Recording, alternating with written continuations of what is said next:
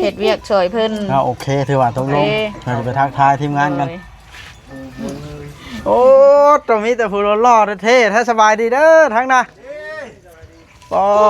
ตะจนตก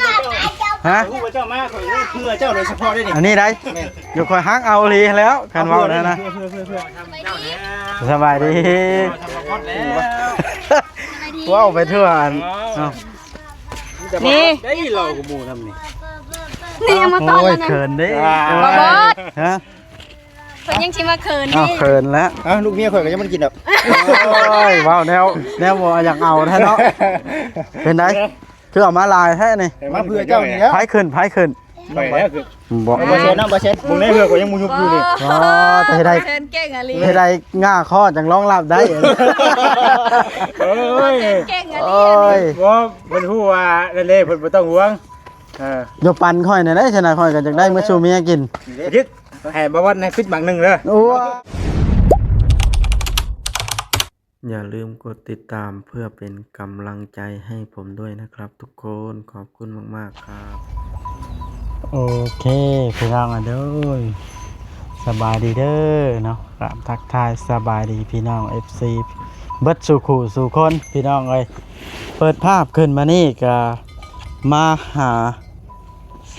เทืองสาวเทืองเพิ่นนี่แหละพี่น้องเอ้ยแล้วก็สิมาหาอันทางน้องกระลอกเลยพอดีว่าสิถามเพิ่นพี่น้องเอ้ยว่าเพิ่นสิไปบ่เฮ็ดเวียกมื้ออื่นว่าซั่นเพราะว่ามีโครงการสิมารับเอามื้ออื่นเช้าแต่ว่ามาก็บ่ทันเห็นไผพี่น้องเห็นแต่รถบ่าวแสนนี่มื้อนู้นรถบ่าวแสนจอดขังไว้ในหัวคนจักไปทางใดเบิดหลังนี้ก็บ่มีไผอยู่นี่โอ้ยไปเข้าเบิ่งทางในกัน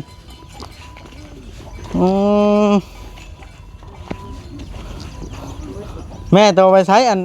ทศกัณฐ์แปลมาข้อเอ้ยจะเคิงบันไดแล้วสิมาเนาะตอนค่ำพ่อว่าดอกเฮ้ยเข้ามาเบิ่งทางนี้กันเพื่อหลังนี้กับมีผู้อยู่นี่เนาะไปน้ำกันบอกดิโอ้เจ้าของรถเพิ่นนานทีเพิ่งแล้วได้เจ้าของรถเพิ่นบ่ได้มานี่พี่น้องไอ้โดนเติบแล้วได้นี่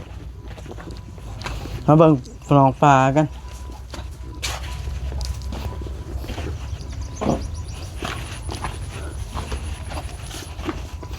ปอโตน้ำมินอลีนี่พี่น้องเอ้ยเงี้ยวกว่าน้ำนะรู้สึกกันเห็นปะ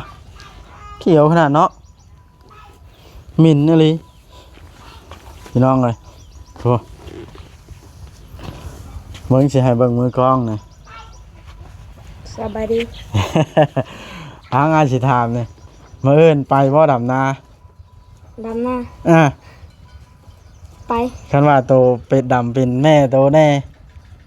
แล้วก็อ้ายโตแน่ถ้าดำเป็นอ้ายสิมารับเอา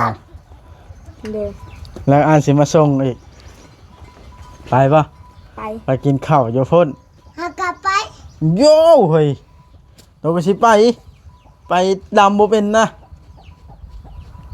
สิไปน้ำบ่จิ๋วมือเชียวอ้ายเจ้าไปนอนอยู่พุ่นได้จนหน้าแล้วจังมารับบ่กินข้าวอยู่พุ่นนอนตื่นอยู่พุ่นรับบ่รับทางใดเพิ่นไปเอามาข้อนะกิคงไปป่าฮะเบิ่งสิไปเบิ่งกันมาเลยเด้อแม่มาแล้วสิไปถามโอ้ห้านอาบน้ำนะฮะห้านล้างถ้วยล้างบ่วงน้องกระแตนี่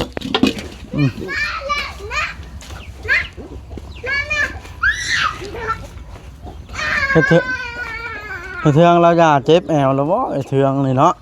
ย่าแล้วบ่ไปถามเบิ่งเนาะไปคือมื้อนี้บ่ได้ไปถ่ายคลิปท่านใดพี่น้องทางบ่วัดก็ลูกสาวกับลูกชายน่ะเป็นไข้เบิด2คนพาไปเข้าน้ำเกลือบ่วัดละถ ถ่ายคลิปก็ต้องขออภัยนำพี่น้อง FC สิบ่ล่าเริงแล้วก็สีสันบ่มีปานใดเพราะว่ามันบ่ม่วนในหัวใจนะพี่น้องนี่เทืองมาแล้วได้หมักพ่อมาเป็นก๊กแล้วเฮ็ดสบายดี ไปเอามาเคาะไปเอากระไผ่อันนี้ซุกแล้วบ่ มีเบาแซนแล้วก็เบาแซนแล้วก็เบาจิ๊บแล้วก็เบาซาลี 3ทาน แม่นแล้วก็เบาบอยบ่แม่นแม่นแหละเบาบอยแล้วก็น้องเต เพิ่นยังบ่ทันสิมาบ่ มาเลยเด้ย่างมานำหลัง บ่ทันเจ้า โดย โอ้ไปไปนั่งกันสิถามจักเล็กจักน้อยนี่ นอนนอน เมื่อกี้มีแต่หมักบุก เอ้า เป็นไดเทือง ว่า แอวนะ ฮะ แอวแล้วเริ่มไข้แน่แล้วบ่ จะไทยอยู่กินยาเข้าไปเด้อ้ายเราซื้อยาอันแก้ปวดมาให้ โอ้เริ่มไข้แน่แล้วเนาะ โดย อืม มาตัวน้ เป็นไปได้บ่ครับสมมุติว่าไปดำนาไปได้บ่ ไปได้ ดำได้บ่คันบ่ได้ก็จะพื้นได้อันนี้ก็ถามเพิ่นว่า ไป เพราะว่ามื้ออื่นนี่ค่อยสิเอารถมารับเอา ไปนะไป คันถ้าเป็นบ่ได้ลูกเจ้าไผดำเป็นเราไปวัด เอาไป ราคาก็ซ้ำผู้ใหญ่คือกัน โดย คันสมมุติว่าเขาว่างเวียกหั้นนะบอกเขารถ แม่นบ่มีเวียก ไปกินข้าวกินน้ำอยู่พุ่น โดย เจ้าตกลงเนาะ ตกลงไป เพราะว่าคันตกลงข่อยสิบอกสร้างเวียงมาเข้านะแมลงมื้ออื่นเช้าเราค่อยสิแล่นมาห้ามเอา โดย ไปบ่มีอันนั้นติ ฮะ บ่มีอันนั้นติ นี่ป่ะ บ่แบบปิงขนาด โอ้ย อันนี้ก็ห้ามปากบ่ได้เด้อพี่น้องเนาะ ใกล้หนองบ่ บ่มี ใกล้ห้วยบ่ บ่เคยจับจักปี อืม เช็ดหากยายังบ่มีปีงอ่ะ ว้าว อันนี้ ย่านคือสิ่งนี้แหละ ย่านแห้งเติมเนาะปี แม่น ลองนับให้ข่อยพังดูประมาณสิได้จักคนมื้ออื่นน่ะ เฮ้ยนะ เดี๋ยวบุกกี้ อย่าปากลูกสิให้หาภายในสิหาเอา หมอนี่ อืม มันก็หมอใหญ่นี่ อืม 3เพื่อนเจ้าเนาะ โดย แล้วก็น้องแต่กับพัวนี่ โดย 5แล้วเมียไอ้หมานเป็นไปได้บ่ ไปได้ เจ้าลองชวนเบิ่งเด้อ เออ เป็นไป แล้ว ได้ สิเอา บ่ สาลีไปนำคันเพิ่นสิไป ชวนเอาจัก โดย อยากได้จัก7-8 คนนี่นะมันจังเป็นพ่อดำ โดย ก็สิไปเว้าน้องแต่เบิ่งซะก่อนได้เทื่อละบ่ไปอันนี้เว้าน้ำเจ้านี่โอเคแล้วเจ้านี่ โดย เนาะ ไปโอเคไป เรื่องแอวเรื่องหยังนี่บ่เป็นปัญหาแล้ว จ่ามัน บ่ว่าดอกอย่ามัน เอา เชื่อ อีหลีเด้ เชื่อไปแล้วล้มกลางให้หน้าคอยสิบ่ไปโทษใช่ปะ บ่ล้มเนี่ยมันไปได้ อ่าก็คอยพักไปน้ำเนาะ แม่ คัน น สมมุติว่าเจ็บแฮงเอา แม่ครับคันว่าเจ็บแห้งก็หยุดคันว่าคันบ่เจ็บแห้งก็คือไป อืม คือมื้อนี้เป็นหยังจะอยู่เพราะว่าขึ้นเพื่อนน้องโอเพิ่น อืม เฮ็ดเวียกช่วยเพิ่น เอาโอเคถือว่าตกลง โอเค เราจะไปทักทายทีมงานกัน โดย โอ้ตรงนี้แต่ผู้หล่อๆเท่ๆถ้าสบายดีเด้อทั้งน่ะ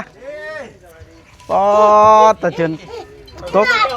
ฮะ ผู้ว่าเจ้ามาข่อยเพื่อเจ้าโดยเฉพาะได้นี่ อันนี้ได้อยู่คอยฮักเอาลีแล้วกันเว่าแล้วนะ เพื่อ สบายดี ว้าวไปทั่วอันเอ้า นี่ ได้เรากับหมู่นำนี่ นี่เอามาตอน โอ้ย นั้น เขินดิ บ่เบิด ฮะ เพิ่นยังสิมาคืน อ้าว นี่ เขินแล้ว อ้าวลูกเมียข่อยก็ยังบ่ได้กินดอก โอ้ยว้าวแนวบ่อยากเอาแท้เนาะเป็นไงคือเอามาลายแท้นี่ มาเพื่อเจ้านี่แล้ว ไผขึ้น ไปแล้วคือ บ่ บ่เช็ดน้ำบ่เช็ดบุงได้เพื่อข่อยยังบ่ยุบอยู่นี่ อ๋อแต่ให้ได้ เพิ่นเก่งอะลี ให้ได้ง่าข้อจังรองรับได้ โอ้ย เก่งอะ โอ้ ลี ย บ่เพิ่นฮู้ว่าเล่ๆเพิ่นบ่ต้องห่วงโยปันค่อยน่ะได้ชนะค่อยก็จักได้มื้อสู่เมียกิน ยึดให้บ่วันให้ฟิตบังนึงเด้อ โอ้ย จะนี่ก็ได้จะนี่ พอแล้วสักค่อยได้แล้วสักครับ โอ้ ตอนเมียบ่ เป็นไรมาฮอดแต่เพิ่นมาบ่ได้ไหน ผู้ใดสิไปขี้กันเนาะเนาะเนี่ยมันสุ่มเนาะ เอา กินเจ็บท้อง ตำแจ้วมาทื่นเดี๋ยวนี้เลยเป็นได เอาเกลือเอาแต่เกลือไว้ไอ้เธอ ว่าเนาะเอาแต่เกลือเอาเว้าอะไรก็ได้ เดี๋ยวจะ โอ้ไม่ต้องกินอย่างไรเกลือ ปลาแดง มันง่ายบ่ เอาสองแบบเด้อครับว่าผู้ใดกินปลาแดกกิน เทือง ปลาแดกเนี่ยมันเหินห่างแม่น เอายังสับ มันตรงไป ไปได้จังเมียบ่มานำ ต้อง เพิ่น กิน ได้ ปลาแดกมันเหินห่างกันไหนบ่อยากมาหากันไหน เจ้าพง แม่นบ่ เอา มันเหม็นบ่ เอา3อย่างเลยปลาแด เนี่ย ง บ่ได้มานำมันคนมีของต้อนเด้น้องแต่เด้ เอา เอาจะถือเนี่ยผมก็เนาะ ของต้อนคอยได้ซะ ถืออยู่นั่ ต้อน นแห ที่ ละ มาข้อ โอ้ย พอได้จกคลิปก็อาจจะ มาชลีขึ้นหล่อใช่ปะ รอบ่ ไปเฮ็ดหยังมาอันนี้ เลยตัดผมมาใหม่เด้ คอยนะ มาผู้เดียว รอ มาผู้เดียวได้มากับ เราดี ตัดสันคือกัน มา ได้ ผู้เดียวกับลูกค้า หมกคือหลีเนาะบ่แม่นว่าเลยคนหัวปลูกไปตัดผม เอาเลย มันมัด ผู้อื่นบ่วัด ฮะ ผู้อื่นดำนาบ่ ไปบ่ล่ะ ไปมื้อนี้เฮาคาขึ้นเทือนอ้ายซื่อ โอ้ตกลงโอเคผู้นี้ก็สิเอาท่อไปให้หันใช้รถไถ แต่ต้องได้เอาลูกเฮาไปนำ โยเอาไปแล้วแหล้วสิเป็นหยังเนาะ เพราะว่ามาน้อยนี่มันรอดตะนางได้แม่นว่าบนตะนางมันถี่มันก็ปล่อยอยู่เพื่อนก็ได้ นี่ล่ะก็มาถามเบิ่งน้องแต่มานี่กับผัวเพิ่นเพราะว่าเว้าหลายมื้อแล้วเนาะเว้าหลายมื้อแล้วได้ว่าสิเอาเพิ่นไปไถนาดำนานะ3มื้อแล้วนะมา ชื่อที่ เอาเอ็นลูกจะเป็นไข่นะเฮาก็เลยคิดว่า เป็นจะได้คือว่าชงน้ำกงน้ำเกลือมุดสอง โอ้ไข่ ลูกสบายป่ะ ลูกเป็นไข่ ติดตามข่าว ใครได้ เห็นว่า แล้วไข่แน่ละหากระเบิดสโลมค่อยละออกมานี่เบิดน้ำเกลือนะ นอนอยู่ป่ะ ลูกแล้วแล่นเลยนะ นอนอยู่ห้องหมอป่ะ หมอค่อยให้แค่นี้ครับ ที่น่าเบียดป่ะ แม่นเขาแทงให้แล้วเราค่อยเอาขึ้นรถค่อยมาเบิด2คนแล้วเอามาเบิ่งอยู่เฮือนนะมันจัง เป็น2เลยได้ แม่น เบิดสอง เอา ดีกว่า อยู่เฮือน คือให้พร้อมกันเลย หมออ้ายนะไข้เป็นทิศแล้วหมอน้องหายก็ไข้คืนนี้ค่อยจนยังให้มันอุกใจ ไก่ติดไก่โตได้ อ่า ผู้นี้ น้องตุ๊กก็ไข่ได้ น้องตุ๊กก็ไข้ ไข่ อากาศมันร้อนนะมันร้อน เอาเลยน้องตุ๊กเป็นได้จังหูข่าวเขาน้องตุ๊กบานนะ พอจอยมา ขอจอยมามานี่ ถ้าอีว่าสิเอาตุ๊กกับหลานมาขึ้นเทือนนำเด้ แต่ว่าตุ๊กเป็นไข่ก็เลยบ่ได้มา พอจอยมาป่ะ มา แต่กลับมา เนาะบัดเฮามาเอามาครอบเทือออกเนาะคนบ่ได้เอามาครอบบัดนั่นคือมาแบบก็มีเหือเนาะ อ้าวคอยหากระลงจากรถมาเดี๋ยวนี้ แต่ว่าแสนคน ตัวมินนี่ก็จะว่ากันเด้อมันเหือออกเลย มาแสนฮ้อนอหลีเนาะมาแสนนะเป็นอะไรถามเลยจังบ่เห็นมาใกล้มาหลอกกันหลายมือแห้งแท้ๆเนี่ยเครียดกันเรื่องใดเนี่ย นะ ฮะมันยังอันนี้ดียังอันน่ะ เอ้าเครียดเจ้าเนาะแต่ตอบตรงๆบ่เอ้ยไว้ไหน กระ ใน ท บ่ ง มูถามมึงตรงๆตรงตรง กระทงแล้วเนาะให้ตอบตรงเลยแล้ว อย่างน้ำแหงน้ำหน้านี่แหละเอ้ยเนาะเว้นว่าไถนาถึงน้องอยู่ โอ้ บ่แซ่จะว่าเรานุ่งส่งแบบนี้น่ะคืออยู่บ่ ฮะ แห้งโล่เว้ยแห้งโล่ ว่าดอก ใจดีบ่ หายบ่ก็เลือกเกิดไม่ถึกแล้วหามันคือเวทน่ะคนก็ขี้น่ะ คือบ่แสนบ่ ตีนดำอีกได้ข่อย แน่น่ะตีนดำนี่มื้อนั้นก็ซื้อเป็นแสนเกือบตกเห็นวงแล้วสิโดดทำกัน ต้องเอาตัวใหญ่ เห็นวงจนสิโดดทำกันเนาะ นี่น่ะย่านบ้องคนโตบ่ใหญ่ย่านบ้อง จะได้ขึ้นเพื่อนกันซานแล้วล่ะดี เฮาแชทหาก็บ่ตอบลงพังอยู่ซื่อเครียดเฮาบ่เฮาว่ะ มาแล้วครับรถเนาะครับรถพาลูกไปห้องหมอไผสิมีเวลาเนาะบ่แซน เฮาก็พอดีไปเลื่อนเฟซนี่เห็นเมียเจ้าเอาลงว่าลูกเราเป็นไข้ว่ะก็ฮู้ดอกว่าอายคาเวียกเขาแม่นว่าอายบ่คาเวียกฮับ เดี๋ยวเบาลิกับเมียเนาะเอาไว้ดำเนาะลูกกะสิเบิดตาเลย แล้วกา หอนยำให้ยำนาแล้วไปกินข้อได้บ่นี่ ไปกินข้าวไปเอาวันนี้วะ เอาจงแจ้งแล้วบ่ได้บ่พออยู่บัดนี้เนาะ เปิดบ่ได้นะมันตากฝนนะฮะ ไปขึ้น เอาวันนี้บ่เดี๋ยวนี้มื้อนี้อันยังมีขี้พุ่นอยู่ฮะ โอ้ยจะเพลงหลายโอ้ย บอกขี้พ่นกงม่วงหั่นนะ ยามันดอกสำนันนี่ว่างแค่นี้นี่ว่างแค่นี้ ว่างสินี่จับไปจับมัน ค่อย เอางามาตั้งนี่เอา ว้ากิน ได้เอา โอ้ย เข้าใจก็บ่ได้เว้ย นั่งรถนานั่งเบิ่งก่อนจะขึ้นนั่งอยู่ถึงได้ก่อนมาได้ไหม มาขอนะ มาได้ไหม จะเทื่องเอาเกลือละลายมาให้เนี่ย เราจะเกลือละละเราจะกันเอาเกลือละละมาเนี่ย ทศกัณฐ์ เอาพวงไว้นี่เด้อก ล้ามมันนี่ห้ามมันกวัดไปทั่วเพิ่นเว้า เป็นยัง มันสิพิษกัน ผิดกฎระเบียบ นี่ทีมไทยกระโตก ไม่ได้อีกบ่นี่กะ บ่ได้บ่ได้ ว้ามันกับจังหวะมันถึกแหลมมันก็ยุบไปอันนี้นะโอ้มีทั้ง3แก้วโอ้ 3 เมนู มาได้ไหม ขอยได้จังนาทีแล้วน้องกระลอก 14 โอ้ยหากระซ้ำนั่นหนึ่งบ่ได้นะ ว่าเฮิงเติบแล้ว บ่ว่ากินหรือแบบ ยเดิมยักก่อนเลยวันนี้ครับมายังไง เต็มกล้องอันเนี้ย ตาย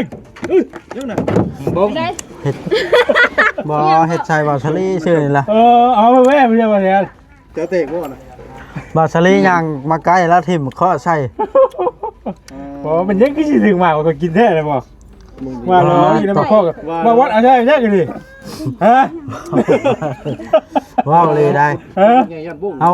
มาผู้เดียวแต่ละมื้อบ่เห็นหมู่เห็นพวกหลายจนเหงา เงาวะ อือ มันได้ยินเสียงวัวมาใช้เงาวะ แม่นบ่เสียงหัวเบาแซนน่ะ เป็นหยัง เสียงหนึงก็ได้แหละ1,000 แล้วอยู่แขนกับเสียงวัวไปนะกินฮอดได้ โอ้มื้อนั้นก็ได้เห็นบ่าวเจ็ดอยู่บ้านตู้โสมของมื้อนั้นเนาะเท่าน่ะ เอาบวงเกลือนี่มันจะ เรียบร้อยละดำให้ดำหน้าทีมงาน ตั้งมันก็ยังไง บ่ให้แอบแล้ว ลืมไปแล้วที่เราบุกินหมักชบหมักม่วงหมักข้อ เนี่ยได้ ทั้งเอาหลายๆรถ ก็คือดีของบ่บอลน่ะแล้วมักสูงๆแล้วบ่ได้มักได้ต่ำๆเตี้ย บ้านนี่ มันล้มไหม บดปูนี่ปูเมื่อ งาตึก เอาคนนั่นว่าเลยนะ ๆบ่ไปกินเบิ่นหันกัน รับรอง มาเด้อพี่น้องบัดสุขคน นอนน้องเลยแล้วก็แก ลืมส่วนเลยได้นี่เนาะมาพี่น้องมา เบิดกินแย้มซื่อๆเนาะ อยู่กินเดือดลาบใช่ไหมเดือดลาบ แซ่บบ่ ป้า สำหรับงัว คนละแบบเนาะ 3รสเลย มีทั้ง3รสเนาะ สมวันนี้ใช่มันเหนือไก่ คือบ่ทันสุกปานใดดอกปลามันเหี่ยวก่อนแบบ สีทั้งรสมีเหล้า ทุกวงนี่ว่าทุกบกหักได้นี่ไม่ต้อง พ เต้ อดีมันปูเนาะแน มาพี่น้องเอ้ยมากินน้ำกัน พอดีมันปูมันมะม่วงอะนะมันบ่ทันสุกตามสังเกตนะ มีแต่3รสดูได้หยังนี่บ่ม่วงก็ ทั้งใจไปกินว่ามีทั้งข้าว เบาบ่จิตแล้วว่าเราสิกินบัดขู่นั่นก็บ่มีไผกล้าจกแล้ว หวานเนาะ เกียบบ่จิ คนคือบ่ได้ตุ้ยเนาะกินหลายแล้ว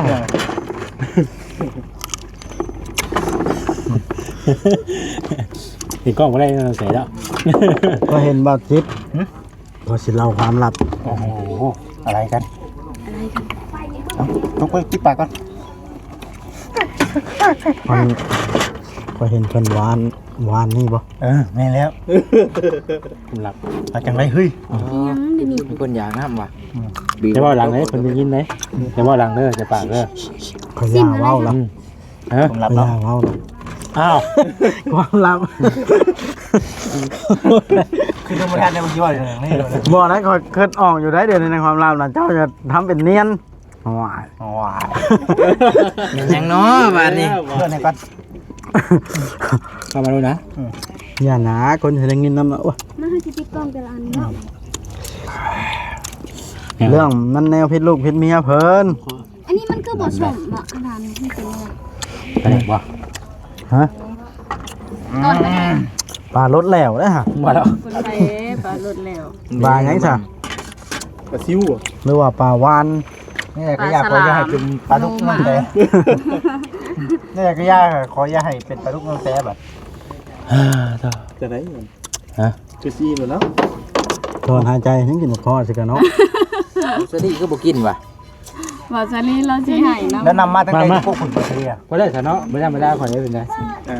แมว นั่นเด้นี่ก็ แมว เศร้า แมวบ้าน ได้ย้อนบ่แซนบ่ขึ้นเลยนะพระเจ้าเพิ่งเห็นคนใหญ่ก็หมู่ขึ้น คุณอยากล่อมึงก่อนได้บ้าง เก่ง สิขึ้นได้บ่นะสิขึ้นได้บ่นะ เฮ็ดไปทั่ว เก่งแต่เราขึ้นกงไม้เป็น แล้วขึ้นได้ลี นั มาก ปีนอยู่ได้ข่อยอ่ะ ขึ้นได้ลีมา โอ้ย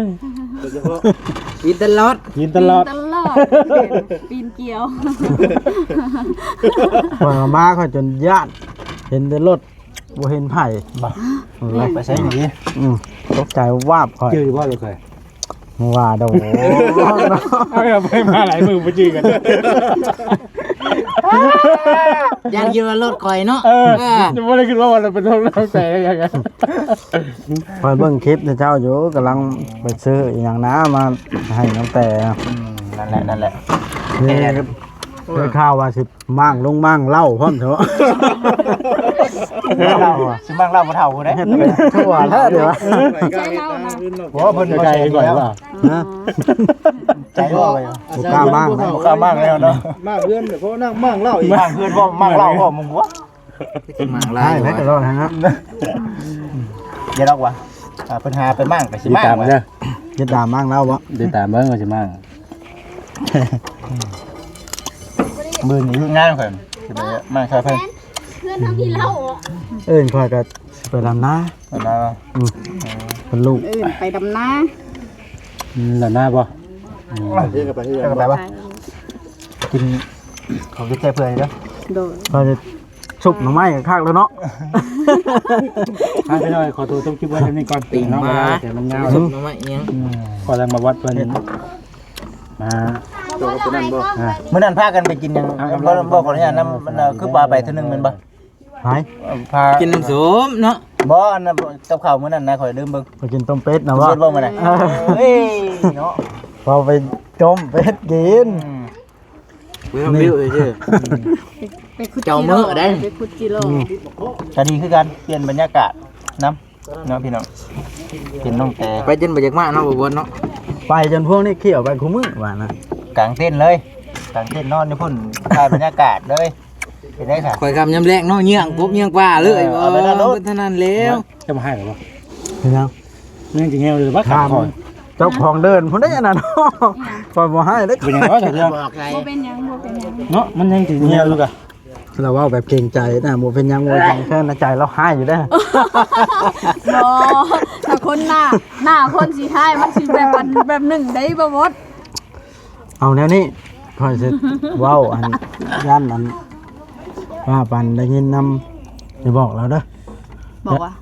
อย่าบอกเราเด้อนี่ล่ะ ไปดำน้านะ กูสิยังไปรัด ย่านนั้นเราไปบ่แม่นหยังดอกมันย่านเราล้มค่ายนะแล้วเฮาอีตนแล้วเราก็ย่าง แม่น เราย่างก็บ่อยากได้อยู่แล้วเนาะ เด็ดๆป่าเลย เราบ่แข็งแฮงบ่แม่นหยังดอก เล่าไปกับเล่ากับดำบ่ได้อยู่ดีบ่แม่นว่า นั่นแหละจังว่าล่ะพอละ นอนแล้วเบิ่งสภาพความเป็นจริงแล้วมันบ่ได้คือบ่ได้ เอาก็ถ้าสิเอาไปเป็นกำลังใจนี่ก็ยอมแพ้เด้อ ข่อยก็อยากดำแบบสิแล้วแหละ คำว่าแซนไปก็เอาไปเป็นกำลังใจให้บ่แซน สอนนะ บ่ชวนไหน บ่ลูกนะบ่ต้องสอน เบิ่งไฟ พอแล้วจะ บ่คัน นี่คันว่าสิให้ ไปเล่นไปหัวเสื้อ ป็นกำลังใจ แบบมันบ่ยากทางเฮาเอาไปอยู่เนาะ ไก่ตัวบ่ บ่ซะลิเอาก่อนหมู่เด้ เฮ้ยลีลักแล้ว บ่ บ่ ป่าเอาคนมูเลยเนาะเอาน้ำใจเนาะคนนี้ มันก็สิจบคลิปกันซะนะอิ่มแล้ว จะกินแล้วบ่เนี่ย แม่นแล้ว มันยืนยาวพอสมควรแล้วได้นี่